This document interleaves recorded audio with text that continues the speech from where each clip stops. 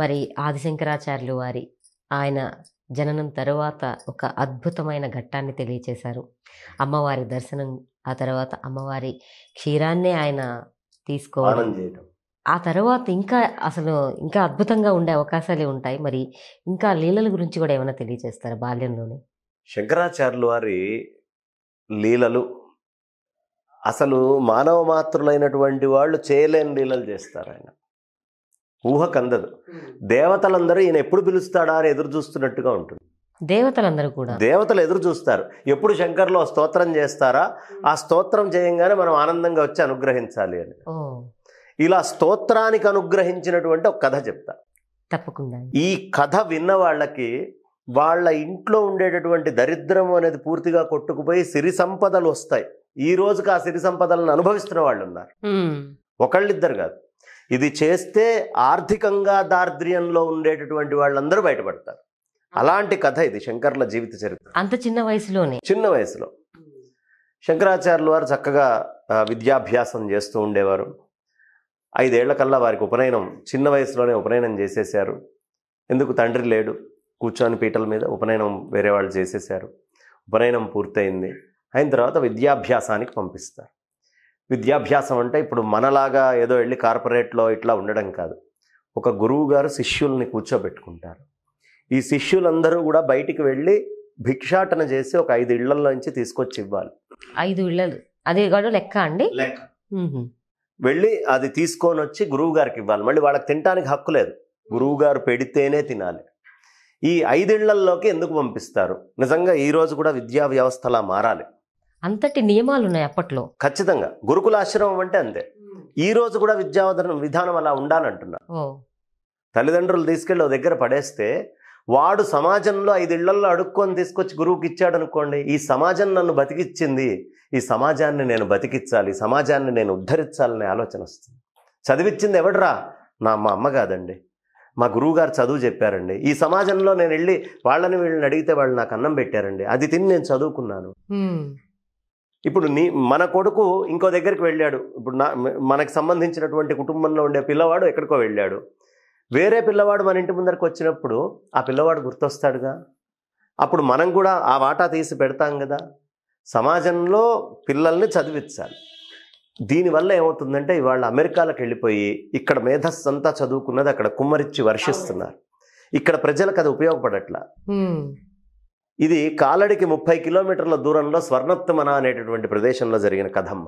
ఇప్పుడు నేను చెప్తున్నది అంటే నిజంగా జరిగింది. శంకర్ల జీవితం అంతా నిజమే, అందులో ఇంకా తేడా ఉండే అవకాశం లేదు. నిజంగా జరిగింది, అది మొత్తం హిస్టారికల్గా రికార్డ్ అయ్యింది. సరే, ఆయనకి చాలా బాల్య వయస్సు. అలా భిక్షాటన చేసుకుంటూ ఒక ఇంటికి వెళ్ళాడు. ఓ ఇంటి దగ్గరికి వెళ్ళి భవతీ భిక్షాం దేహి అన్నాడు. అనేటప్పటికీ ఆ ఇంట్లో బాగా కడు దారిద్ర్యంలో ఉండేటటువంటి భార్యాభర్త ఇద్దరు ఉంటున్నారు. భర్త యాచించుకోవడానికి, ఆయన అడుక్కోవడానికి ఇంకో దగ్గరికి వెళ్ళాడు. మరి ఈ బ్రాహ్మణ కుటుంబం, ఆమెకేమో చీర వస్త్రాలు ఒకటే చీర ఆరేసుకోవాలని కట్టుకోవాలన్నా కూడా అంతే, అంత దారిద్ర్యంలో ఉండేటటువంటి ఇల్లు. బ్రహ్మచారి ఇంటి ముందరికి వచ్చాడు, భిక్షాం దేహి అని యాచిస్తున్నాడు. ఇప్పుడు ఇవ్వకపోతే బ్రహ్మచారి, మన ఇంటికి ఎవరైనా బ్రహ్మచారి వస్తే వాడు రిక్తహస్తాలతోటి ఏం లేకుండా కనుక వెళ్ళిపోయాడంటే మన ఇంట్లో నుంచి, మన ఇంట్లో పుణ్యం అంతా తీసుకెళ్ళిపోతాడు. పూర్వజన్మలో ఉన్న పాపం వల్ల ఇప్పుడు అనుభవిస్తున్న దరిద్రం చాలు, ఈ ఉన్న కొద్ది పుణ్యలేశం కూడా ఇతను తీసుకెళ్తే కష్టం కదా. నా తల్లి మొత్తం వెతకడం మొదలుపెట్టింది. అంత అర్థం అనేది ఉంటుందా? చాలా ఉంటుందమ్మా, కాస్త కాదు అసలు. అందుకని ఆవిడ వెతకడం మొదలుపెట్టింది. ఖచ్చితంగా బ్రహ్మచారి వెళ్ళిపోయాడంటే మొత్తం ఇంట్లో నుంచి సిరి తీసుకెళ్ళిపోతాడు పుణ్యాన్ని. వాళ్ళకి ఏదైనా ఇస్తే విశేషమైన పుణ్యం ఇంట్లో ఉంటుంది. అందుకని వెతికితే ఎండిపోయిన ఉసిరికాయ దొరికిందట. ఎండిపోయిన ఉసిరికాయ. దాంతో వచ్చి ఈ బాలవటువు అయినటువంటి శంకరుడి జోలెలో వేసింది ఎండిపోయిన ఉసిరి. అప్పుడు ఆయన వయస్సు ఎంత? చాలా చిన్నవాడు, 7 సంవత్సరాలు. ఆ పిల్లవాడు ఒక్కసారి దయార్ద్రమైనటువంటి హృదయంతో చూశాడు ఆ తల్లిని. ఇంత చక్కటి మనస్సున్న ఈ తల్లి దారిద్ర్యంలో బాధపడటమా అని వెంటనే కనకధారాస్తవం చదివారు. అంగం హరే పులకభూషణమాశ్ర. ఎంత అద్భుతమైన స్తోత్రం అది.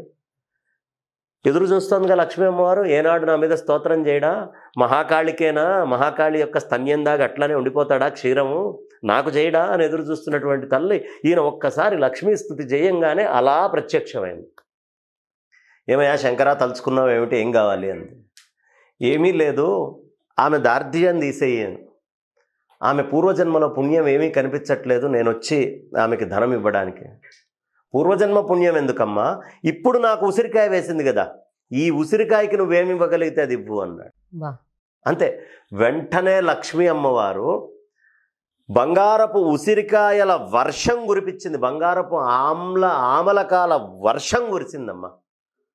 సాధారణంగా ఎవరైనా కసుము ఎట్లా ఊడుస్తారు, ఇంట్లో నుంచి బయటికి ఊరుస్తారు. మొట్టమొదటిసారి చరిత్రలో బయట నుంచి ఇంట్లోకి కసుము ఊడ్చుకునేటటువంటి పరిస్థితిని శంకరులు లక్ష్మీ ప్రార్థన చేస్తే కలిగింది. అంటే ఇంట్లో కూర్చుకోవాలి ఆ సంపదని. ఇప్పటికీ ఆ ఇల్లు ఉంది, ఇప్పటికీ అంత వైభవంగా ఉంది.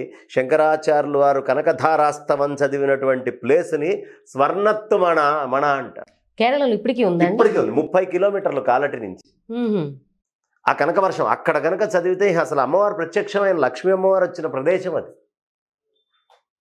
ఎక్కడ 7 సంవత్సరాలు, ఎక్కడ దారిద్ర్యంలో ఉండేటటువంటి ఆ స్త్రీ, ఈయనకు కలిగినటువంటి కరుణ ఎంత.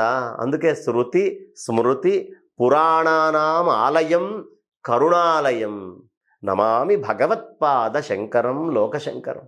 మొదటి నుంచి అపారమైనటువంటి కరుణే శంకరాచార్యుల వారికి. దాంతో ఆ తల్లి ఒక్కసారి ఆశ్చర్యపోయి విస్మయానికి గురయ్యి ఆ ధనం మొత్తము తీసుకొని ఇంట్లో పెట్టుకుంది. శంకరాచార్యుల వారి యొక్క లీలలలో ఈ కనకధారా స్తవాన్ని గనక ఎవరైనా చదివితే ఆ కనకధారా స్తవం వల్ల ఖచ్చితంగా వాళ్ళ ఇంట్లో ఉండేటువంటి దరిద్రం పోతుంది. లక్ష్మీ అమ్మవారు అక్కడికి వచ్చి ప్రత్యక్షమై తీరాల్సిందే, రెండో మాటే లేదు.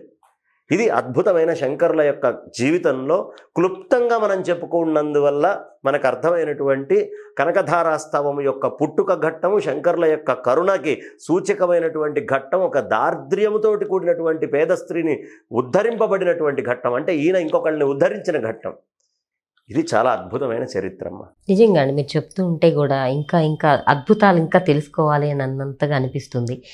వారు కూడా ఒక చోట విద్యాభ్యాసం చేస్తూ నేటి విద్యా విధానానికి ఏ విధంగా ఉండాలి, గురువుల పట్ల ఎట్లా భక్తి శ్రద్ధలతో ఉండాలి, విద్యని ఎలా అభ్యసించాలి, అలాగే దయ అనేది ఎలా ఉండాలనేది మీ దగ్గర ఇప్పుడు ఆ కనకధారా స్తోత్రం అనేది అందరికీ ధనమే కాదు, అంతకు మించిన విద్యా విధానం కూడా అందులో ఉంది అని చెప్పారు.